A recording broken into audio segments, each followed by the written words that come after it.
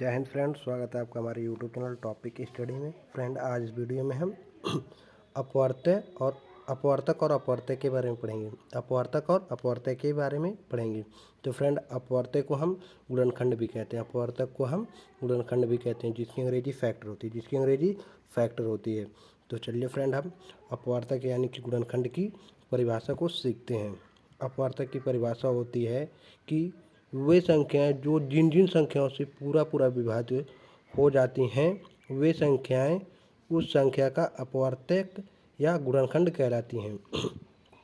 अपवर्तक की परिभाषा होती है वे संख्याएं जो जिन जिन संख्याओं से पूरा विभाजित हो जाती हैं, वे संख्याएं उस संख्या का अपवर्तक या गुणनखंड कहलाती हैं।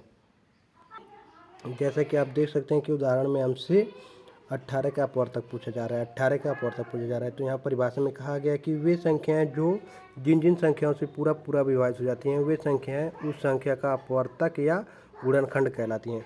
तो यहाँ 18 दिया गया है, यानी कि 18 जिन जिन संख्याओं से पूरा विभाजित हो जाएगा, वे संख्या 18 की अपवर्तक कहलाएंगी, 18 के अपवर्तक या गुणनखंड कहलाएंगी। तो हम 18 को 1 से पूरा विभाजित कर सकते हैं। अगर हम 1 का पान 18 बार में पढ़ेंगे तो 18 पूरा विभाजित हो जाएगा। अतः हम कह सकते हैं कि 18 का अपवर्तक 1 है।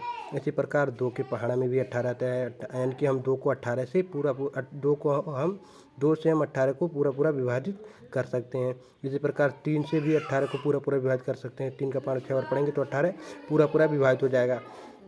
इसी प्रकार हम 6 से भी 18 को पूरा विभाजित कर सकते हैं। अतः हम कह सकते हैं कि 18 का अपवर्तक 6 भी है। इसी प्रकार 9 से भी 18 पूरा विभाजित हो जाएगा, और 18 से भी 18 पूरा विभाजित हो जाएगा।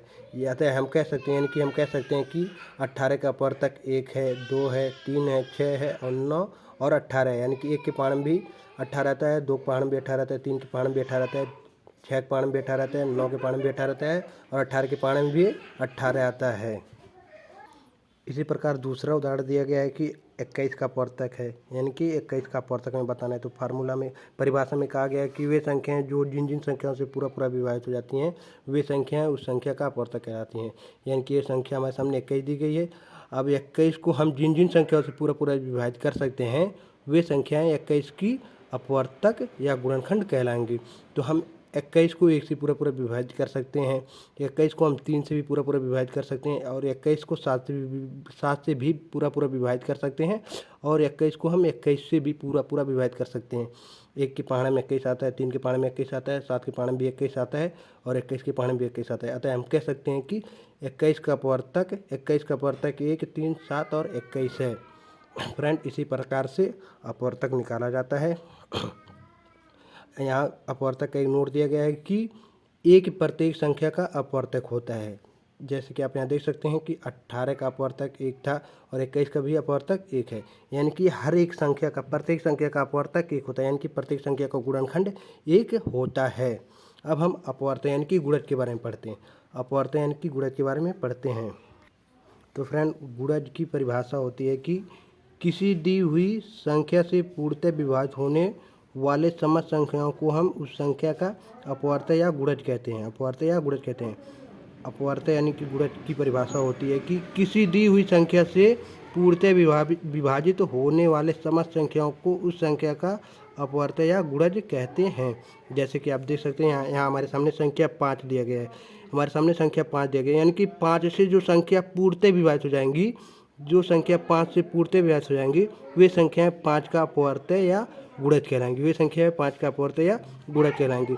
तो हम 5 से 5 को पूर्णतः विभाजित कर सकते हैं, 5 से 10 को पूर्णतः विभाजित कर सकते हैं, 5 से 15 को पूर्णतः विभाजित कर सकते हैं, 5 को 20 से पूर्णतः विभाजित कर सकते हैं। इसी प्रकार यानी कि हम 5 का गुणा 1 बार, 2 बार, 3 बार, 4 बार, 5 बार, 6 बार, 7 बार, ऐसे 5 के पहाड़े में जो संख्या आएंगी, वे संख्याएं 5 की गुणज या अपवर्तक कहलाएंगी। इसी प्रकार अगला उदाहरण है कि 7 का अपवर्तक है। 7 का अपवर्तक यानी कि हमसे परिभाषा में कहा गया है कि किसी दी हुई संख्या से पूर्णतः विभाजित होने वाले समस्त संख्याओं को हम उस संख्या का अपवर्तक या गुणज कहते हैं। किसी दी हुई संख्या से पूर्णतः विभाजित होने वाले समस्त संख्याओं को उस संख्या का अपवर्तक या गुणज कहते हैं। तो यहाँ हमारे सामने संख्या 7 दिया गया है, यानी कि 7 से जो संख्या पूर्णतः विभाजित हो जाएंगी, 7 पूर्णतः विभाजित हो जाएगा, 7 से 14 हो जाएगा, विभाजित हो जाएगा, 7 से 21 विभाजित हो जाएगा, 7 से 28 विभाजित हो जाएगा, 7 से 35 विभाजित हो जाएगा। मतलब 7 के पहाड़ा में जो जो संख्या आएंगी, 7 के पहाड़ा 1 बार 2 बार 3 बार 4 बार 10 बार 20 बार 21 बार 25 बार ऐसे पढ़ते जाएंगे। यानी कि 7 के पहाड़े में जो जो संख्या आएंगी वे संख्या 7 का अपवर्त्य या गुणज कहलाएंगे। तो फ्रेंड, इसी प्रकार से अपवर्त्य और अपवर्तक निकाला जाता है। अगर आपको वीडियो पसंद आया तो वीडियो को लाइक, शेयर और चैनल को सब्सक्राइब कीजिएगा।